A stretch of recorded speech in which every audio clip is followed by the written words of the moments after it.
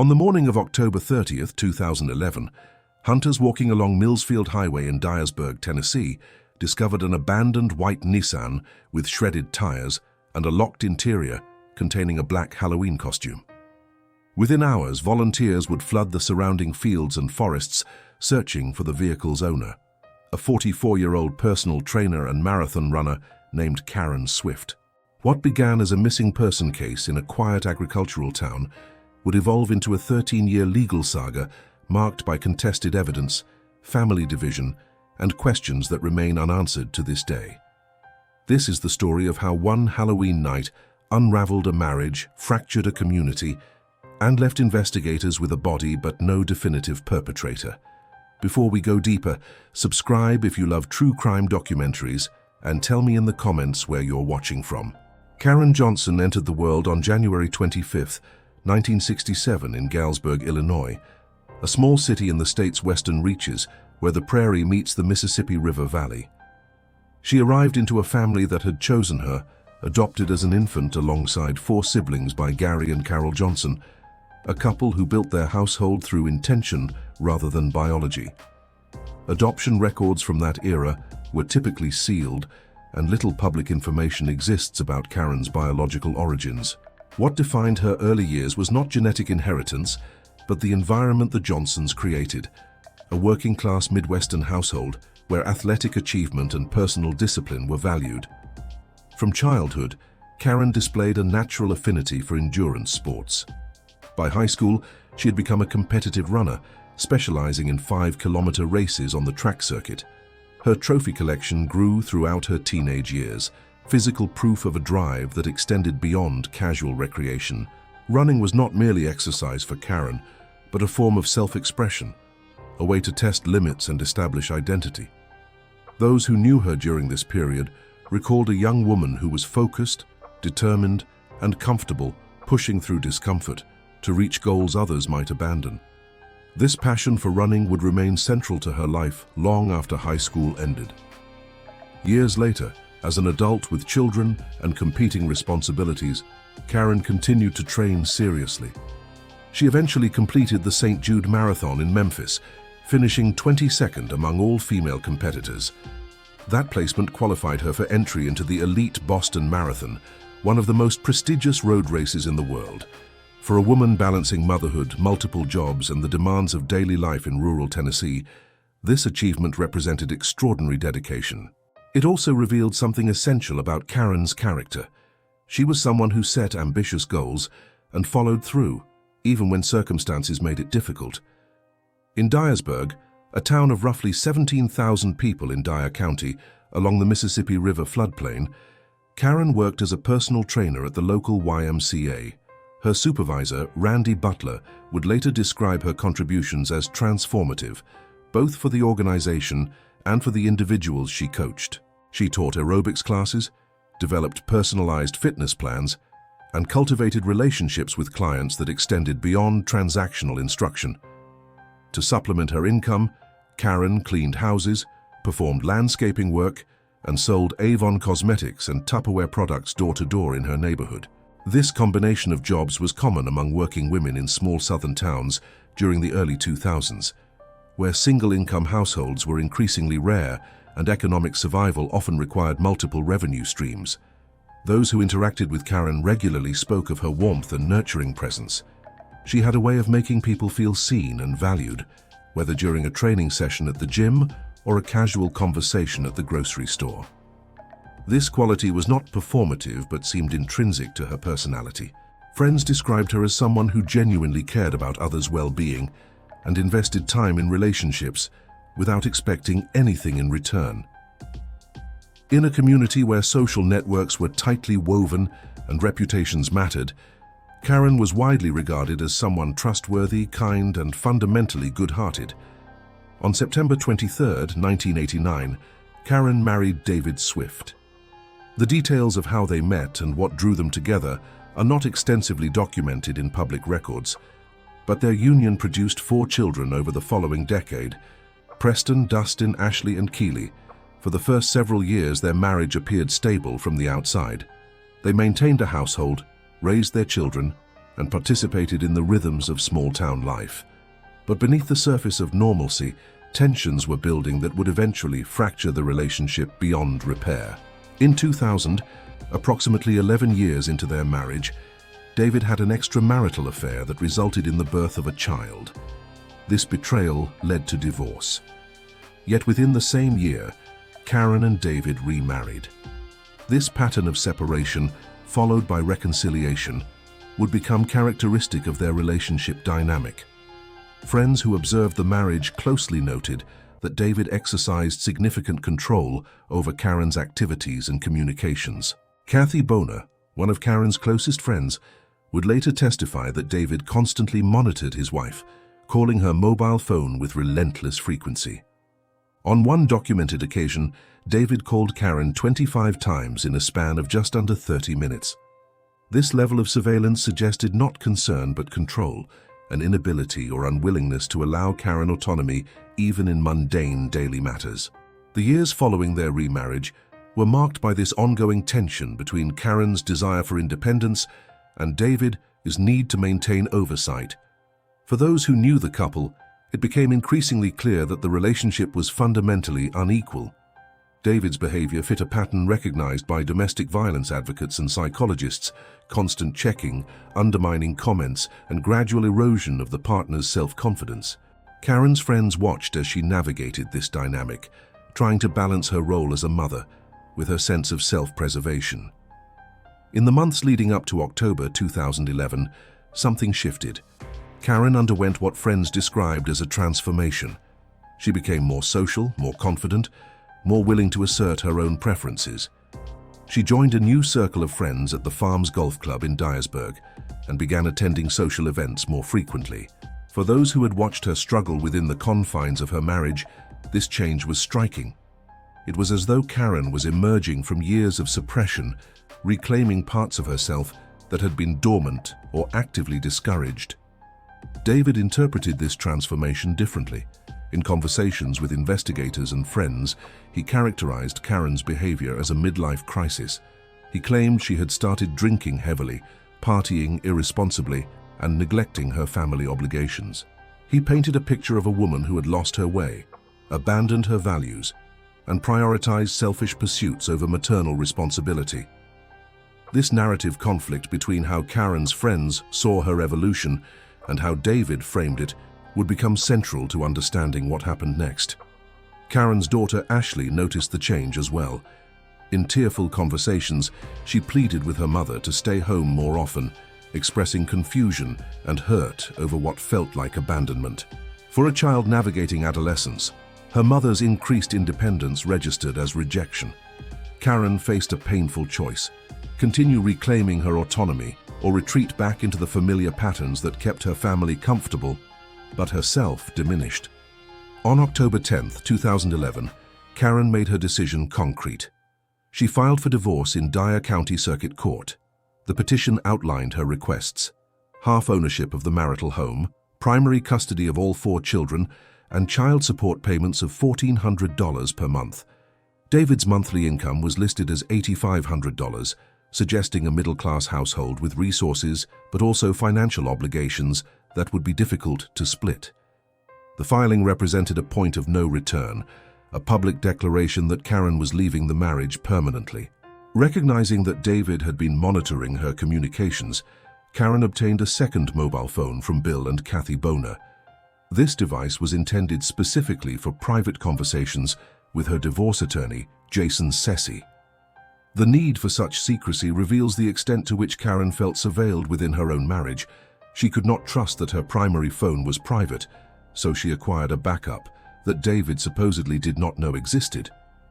This phone would later become a critical piece of evidence, its existence and usage raising questions that investigators struggled to answer definitively. On the morning of October 29th, the day before she vanished, David asked Karen to skip a Halloween party scheduled for that evening and instead have dinner with him. According to her attorney, Jason Sessi, Karen's response was unambiguous: "No, David, it's over." This exchange marked perhaps the clearest rejection David had received, a definitive statement that reconciliation was not on the table. For someone who had exercised control over his wife for years, this rejection represented a profound loss of power. That evening, Saturday, October 29th, the farm's golf club hosted a Halloween party. Karen attended as the guest of Bill and Kathy Boner, dressed in a fitted black Catwoman costume. Multiple witnesses would later report that Karen seemed unlike herself that night. Her friend Jenny Gurian recalled Karen saying she was not having a good time, an unusual admission from someone typically known as animated and engaged at social gatherings. Karen had altercations with more than one woman at the party, including the daughter of a prominent local figure.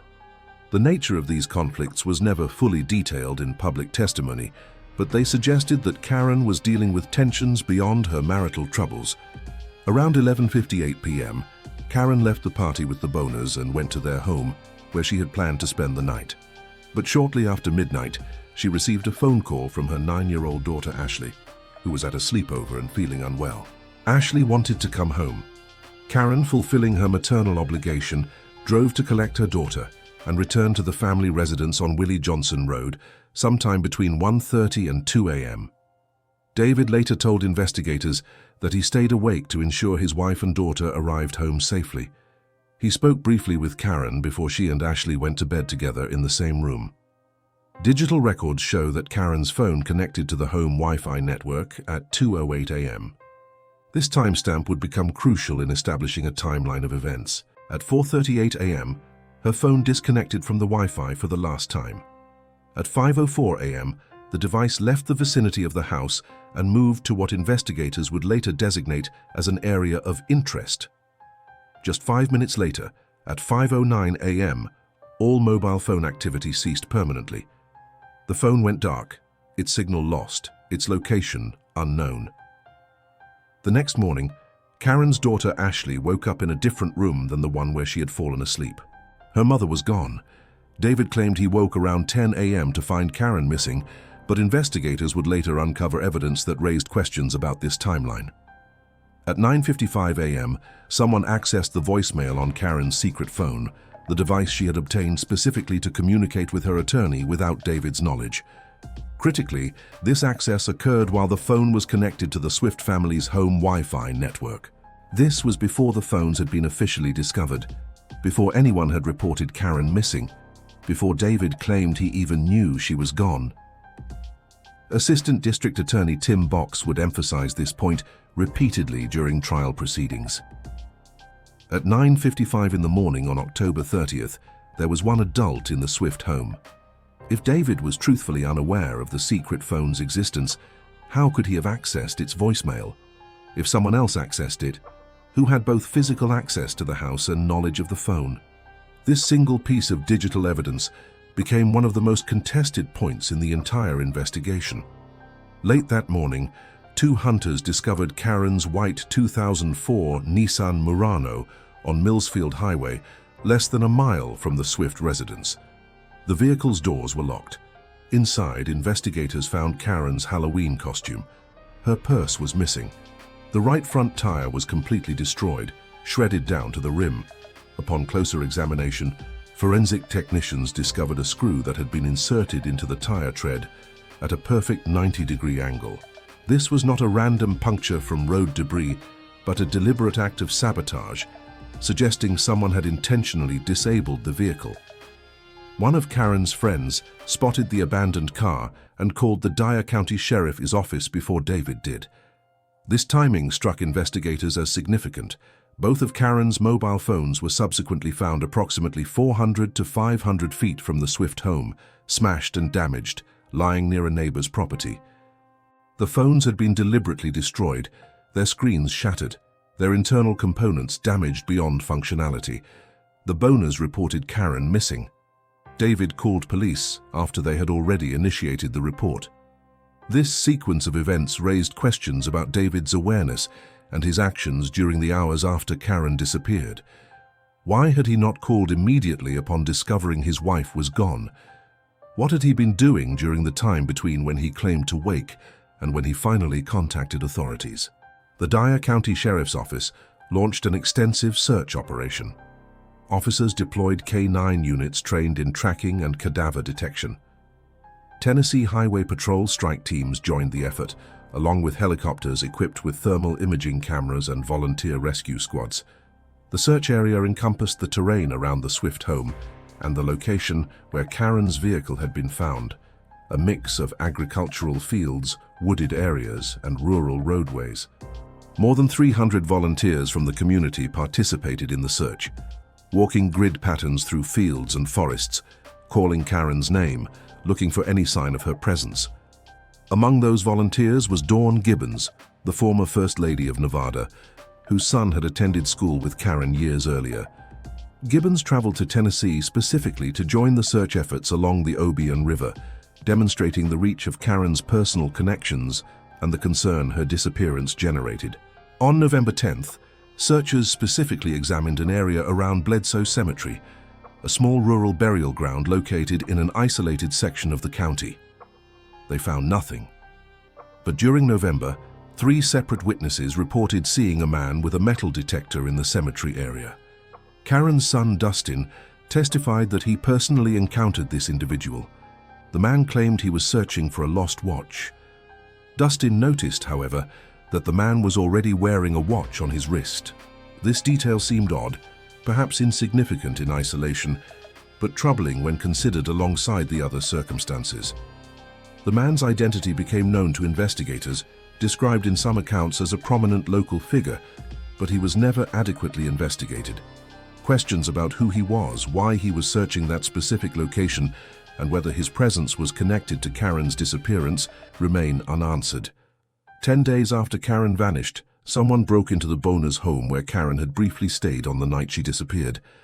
The intruder did not steal electronics, jewelry, or other typical targets of burglary. Instead, they rifled through drawers and cabinets, apparently searching for something specific.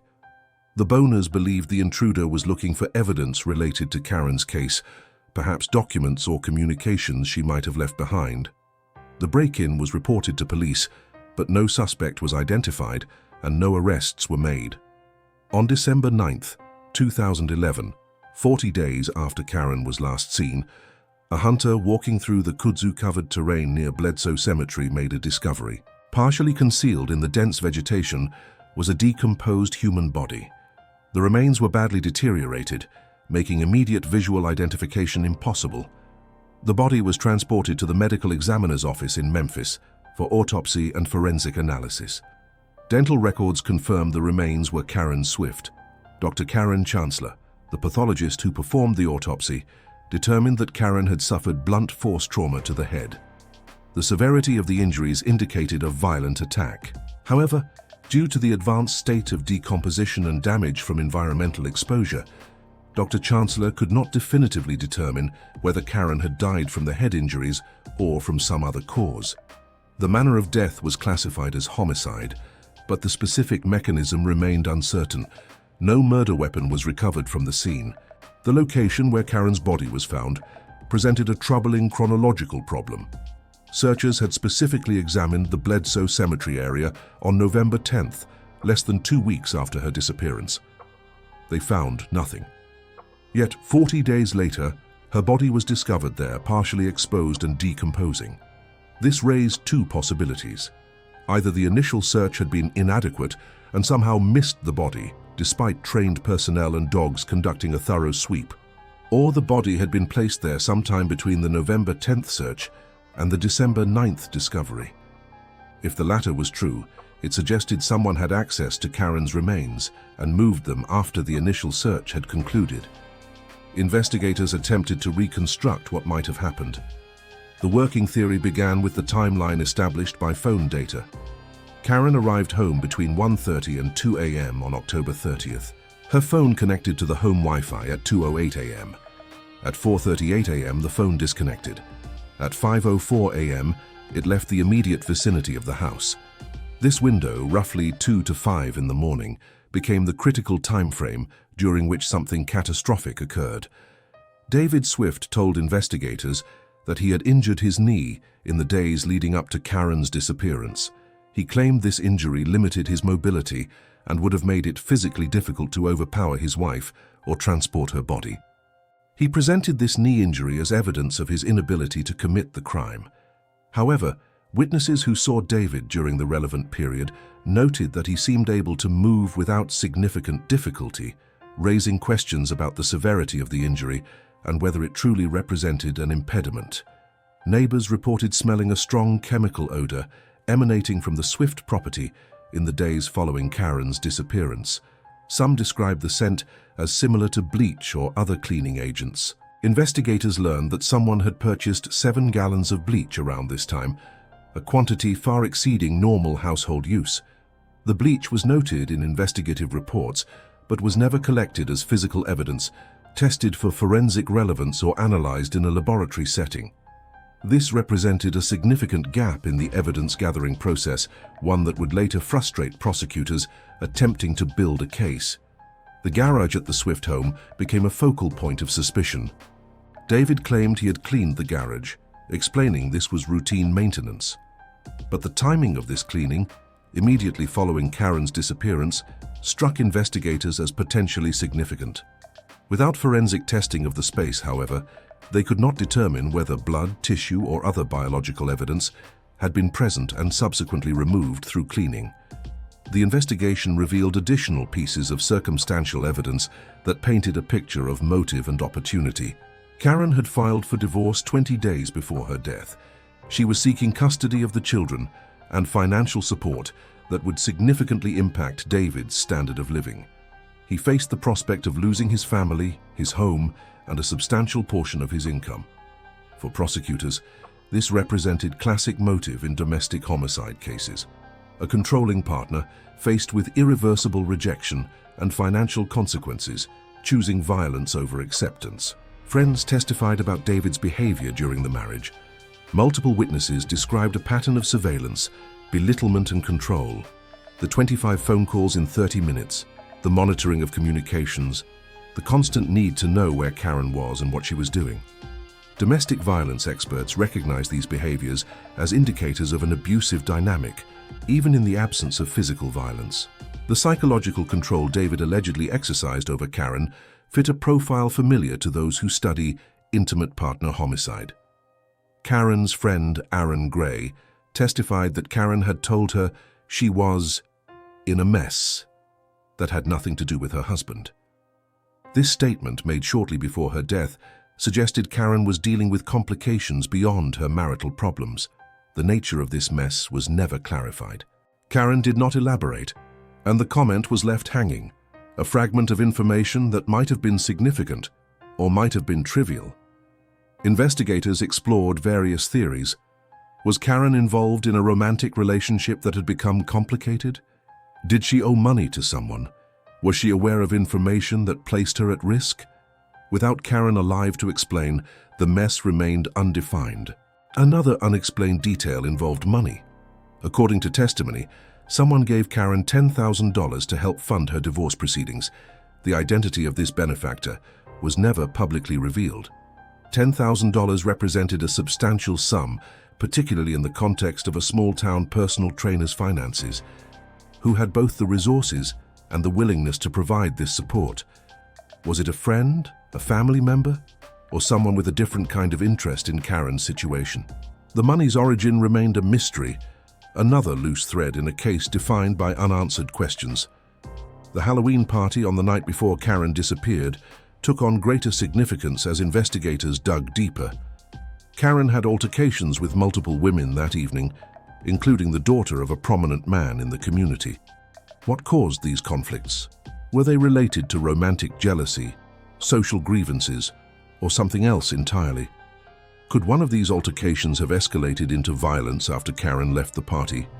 Investigators explored these possibilities, but never developed evidence sufficient to name any alternative suspect. Security cameras at the farm's golf club could potentially have provided valuable footage from the Halloween party, documenting who was present, what interactions occurred, and who left when. However, these cameras were never recovered or reviewed. Whether this represented an oversight, a technical failure, or something more deliberate remains unclear. The absence of this footage left a gap in the investigative record, eliminating what might have been crucial corroborating evidence. For years, the investigation languished. Karen's family pressed for action. Her mother, Carol Johnson, and father Gary advocated publicly for renewed focus on the case. Gary would die in 2018 without seeing resolution in his daughter's murder, a fact that Carol recounted with profound sadness in media interviews. In 2014, Carol told reporters, "It still hurts every day to know that somebody took my baby, killed her, took her down to the kudzu and threw her out like a rag doll. It just breaks my heart."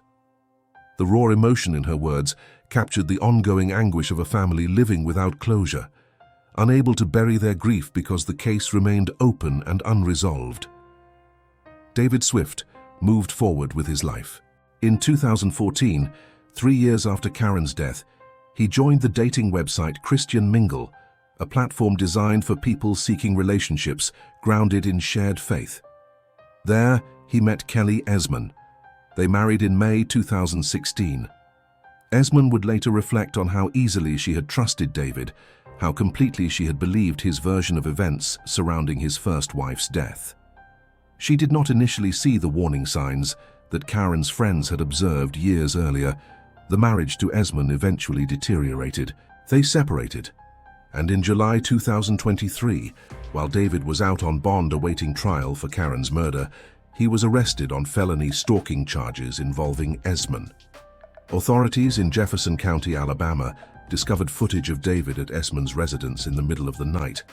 Esmond told ABC's Program 2020 that David had driven 40 minutes each way to reach her house, demonstrating a level of obsession that mirrored the behavior Karen's friends had described. The stalking charges resulted in David's bond being revoked. He was returned to custody in Dyer County Jail. The decision to arrest David for Karen's murder had come more than a decade after her death. In 2022, prosecutors finally felt they had sufficient circumstantial evidence to pursue charges. David was indicted on multiple counts: first-degree premeditated murder, second-degree murder, attempted first-degree murder, and attempted second-degree murder. The attempted murder charges reflected the prosecution's theory that if David had failed to kill Karen in one location, he had tried again elsewhere. The legal strategy was to present jurors with multiple theories of culpability, allowing them to convict on whichever charge they found most persuasive. The trial was scheduled for May 2024. Judge Mark Hayes granted a change of venue from Dyer County to Dresden, Tennessee, due to extensive pre-trial publicity. The case had been covered extensively in local and regional media for over a decade, making it difficult to find impartial jurors in the county where Karen had lived and died. 8 days of trial testimony featured stark contrasts between prosecution and defense narratives. Prosecutors Danny Goodman and Tim Box called 36 witnesses, building a circumstantial case that portrayed David as a controlling husband who killed his wife rather than accept the end of their marriage. Defense attorney Daniel Taylor called 12 witnesses, focusing on inconsistencies in the prosecution's timeline and the lack of physical evidence directly linking David to the crime. In opening statements, prosecutors acknowledged immediately that jurors would hear no DNA evidence, no fingerprints, no ballistics, and no eyewitness testimony. The case rested entirely on circumstantial evidence of motive, means, and opportunity.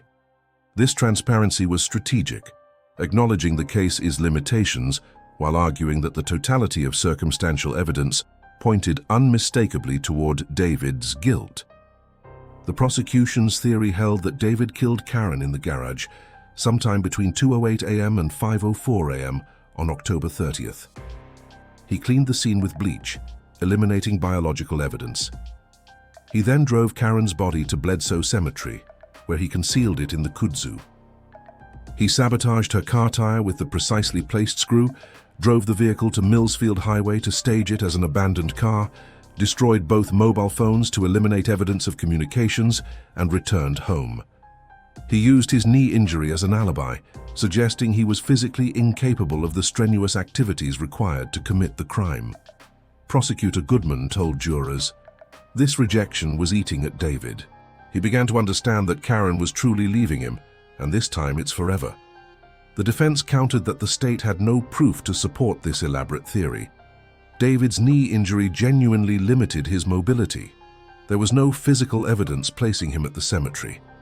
The timeline relied on assumptions about phone data that could be interpreted multiple ways. Most significantly, the defense called David and Karen's own children to testify. Ashley Swift, one of the couple's daughters, became a crucial defense witness.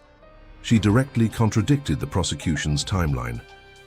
Ashley testified that it was her mother, not her father, who moved her to a different room on the night of October 29th. "I will go to my grave knowing that it was my mother," she stated emphatically.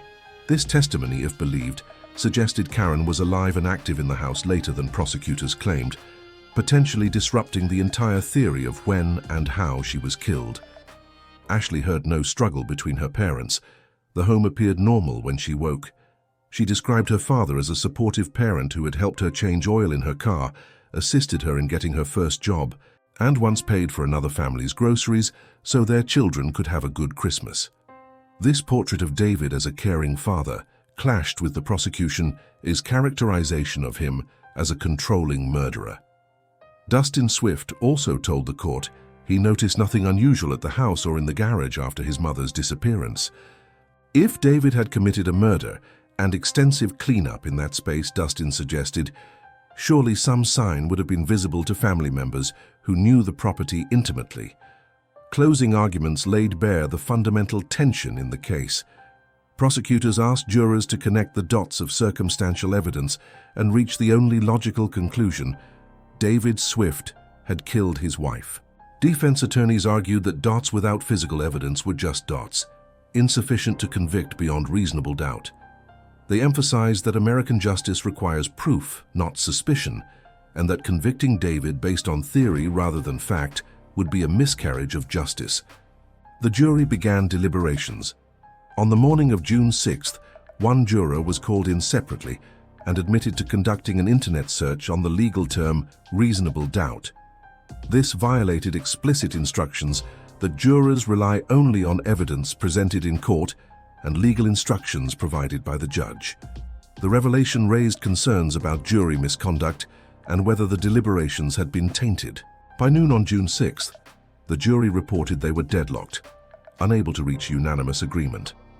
Judge Hayes instructed them to continue deliberating, encouraging them to re-examine the evidence and their positions. Just after 1 p.m., after approximately 11 total hours of deliberation across multiple days, the jury announced their verdict. Not guilty of first-degree premeditated murder, not guilty of second-degree murder, not guilty of attempted first-degree murder, not guilty of attempted second-degree murder. On the charge of voluntary manslaughter, the jury was hung, unable to reach consensus. Judge Hayes declared a mistrial on that charge. David Swift remained in custody while prosecutors decided whether to retry him on the manslaughter charge. The acquittal on the murder charges was final and could not be appealed under double jeopardy protections, but the hung jury on manslaughter left prosecutors with the option to pursue a second trial on that lesser charge. On June 20th, 2024, a Dyer County grand jury re-indicted David on charges of voluntary manslaughter and aggravated assault. The language of the indictment was crafted to argue that the statute of limitations should be tolled or paused based on the previous indictment and trial. However, the defense immediately challenged this move. They argued that the statute of limitations for voluntary manslaughter, a Class B felony with an 8-year limit, had expired before the original 2022 indictment. According to their calculation, the clock had run out years earlier, and the prosecution could not legally pursue the charge. On March 17, 2025, Circuit Judge Mark Hayes ruled in favor of the defense. He found that the statute of limitations had indeed passed. Prosecutors had failed to commence the case within the legally acceptable period. The voluntary manslaughter charge was dismissed. David Swift was ordered released from custody, subject to outstanding warrants in Alabama for the stalking charges involving Kelly Esmond. District Attorney Danny Goodman immediately announced his intention to appeal, stating he would do everything possible to encourage the Tennessee Attorney General's office to challenge the dismissal. But as the legal system stood in spring 2025, David Swift was a free man, acquitted of murder and cleared of manslaughter due to procedural timing issues. Karen's 4 children, who ranged in age from 7 to 18 when their mother disappeared, spent more than a decade watching their father investigated, arrested, tried, and ultimately freed. 2 of them, Ashley and Dustin, testified in his defense. The other 2 have remained largely out of the public eye. The family's division on the question of David's guilt reflects the broader uncertainty that defines this case. Karen's mother, Carol Johnson, endured 11 years of waiting before seeing David arrested, only to watch him acquitted at trial and then released on statute of limitations grounds. The hope for legal accountability that sustained her through years of grief evaporated in courtrooms where procedural technicalities mattered as much as evidence. In her public statements, Carol has expressed a certainty that David killed her daughter. But legal certainty and moral certainty operate by different standards. Karen Swift's murder remains officially unsolved. No other suspects have been charged. The murder weapon has never been found. Karen's purse, missing since the night she vanished, has never been recovered. The man with the metal detector, seen by multiple witnesses at the cemetery, was never adequately investigated. The mystery of who accessed the secret phone's voicemail from inside the home at 9:55 a.m. on October 30th remains unanswered. Some questions may be impossible to resolve without new evidence or testimony. Who accessed Karen's secret phone voicemail at 9:55 a.m. on October 30th from inside the Swift home? If it was David, why would he check the voicemail on a phone he claimed not to know existed? If it was not David, who else had both access to the home and knowledge of the phone's existence?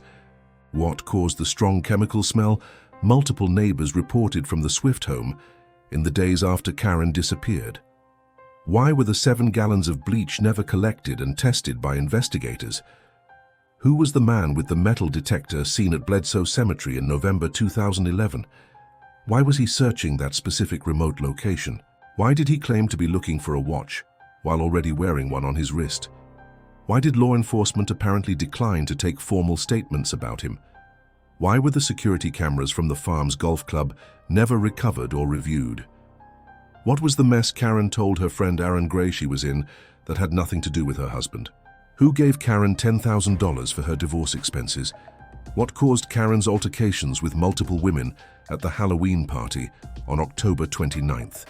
Could these conflicts have led to violence after the party ended?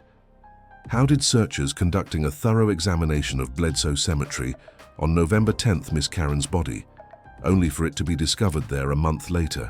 Was the body placed between searches, or was the initial search inadequate? If David Swift did not kill Karen, who did? This question hangs over the entire case, unanswerable without evidence that has never materialized.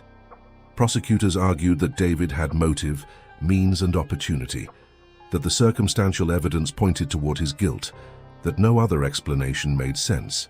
The jury disagreed, or at least could not agree unanimously that the evidence met the standard of beyond reasonable doubt. In American criminal justice, that doubt is sufficient to acquit. Perhaps that is all anyone can say with certainty about the Halloween murder of Karen Swift. Our case that more than 13 years later remains shrouded in questions, divided loyalties, and the haunting absence of closure. A woman who loved running, who nurtured those around her, who finally summoned the courage to leave a marriage she found suffocating, disappeared on a Halloween night and was found dead in the kudzu weeks later. Someone knows what happened in those hours between 2 a.m. and dawn on October 30th, 2011. Someone knows why Karen's body ended up in Bledsoe Cemetery. Someone knows who accessed that secret phone. But that someone, whoever they are, has not spoken. And so Karen Swift remains a name on an unsolved case file. A mother whose children grew up without her, a daughter whose parents died without justice, and a mystery that refuses to resolve.